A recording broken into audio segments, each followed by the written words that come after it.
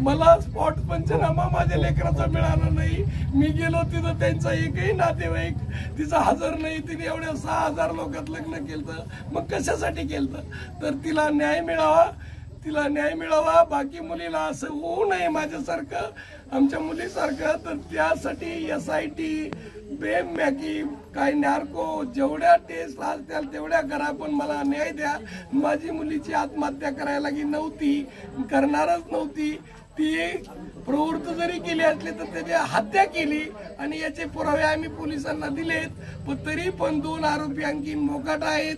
त्या 2 आरोपीला ते मदत करावा आणि शासनाला ताईंना माझी विनंती आहे की याला न्याय, आम्हाला न्याय मिळवून द्या, तेवढे लावा अशी माझी कळकळीची विनंती आहे। आणि पत्रकार बांधवांना माझी विनंती आहे की जे कोणी खोटं बोलतात, म्हणजे मी बोलतो त्याचे माझे पुरावे तपासा। जे कोणी वकील त्यांचे असू माझे असू ते सुद्धा बोलतात, ते खरंच सत्य आहे का? तुम्ही त्यांना बोलू शकता, तुमची पावर आहे, तुम्ही शासनाला म्हणजे